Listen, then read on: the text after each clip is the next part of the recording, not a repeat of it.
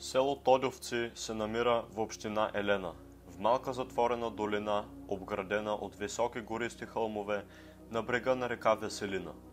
След 10 км реката се влива в язовир Йовковци, основният източник на питейна вода за Велико Търново. Околностите на балканското село са много красиви. Около селото на различни разстояния са разположени села с по 10-20 къщи.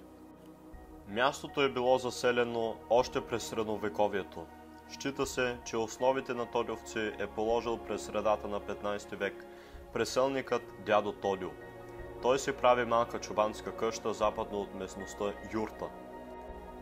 По-късно слиза и построява къщи за синовете си в местността Тодюва лъка, където е разположено селото до ден днешен. На реката били направени воденици караджейки. Наследниците на дядо Тодю се скарали за имота му и се разделили на два лагера – Гуньовци и Кьорчовци. От книгата на Петранка Дацкова-Луканчевска «Големият Дацков род» научаваме още за селото. В годините през първата половина на 15 век историята ни дава сведения за едно заселване на хора със свободолюбив дух. И прадядото на нашите прадеди, дядо Тодю, неизвестно откъде се изселил и се заселил на юрта. Предпочел, както мнозина, свободата, въпреки незгодите на живота. До 1830 година Тодюва махала се състояла от около 30 къщи и се водила административно към махалата Султани. Същата година се обединяват Султанската и Папратливската махала и Тодювци става община. Селото се утвърждава като средище на 19 махали, намиращи се в околностите му. Дори се появила махалата Гърците. Там живеели гърци, които шпионирали и донасяли за настроенията на българите. По данни на руското военно разузнаване, през 1877 година в Тодювци имало 32 къщи. Къщите били двукатни и добре подредени, изобщо селото имало хубав вид и го наричали Кюрчук Букурещ, малкия Букурещ.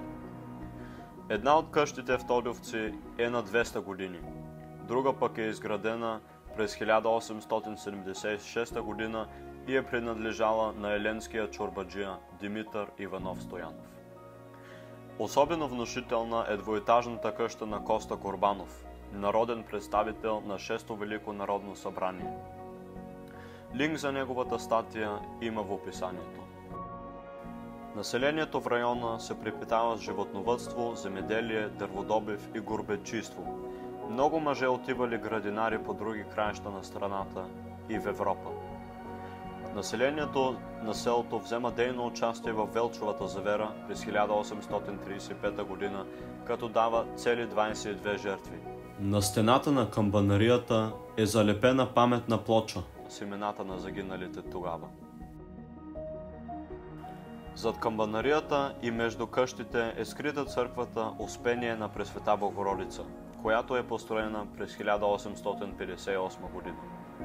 Стенописите и дърворезбата впечатляват гостите със своята автентичност, въпреки че се нуждаят от ремонт.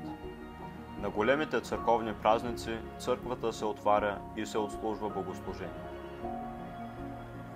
През 1936 година до камбанарията е издигнат паметник на загиналите във войните от 1912-1918 година.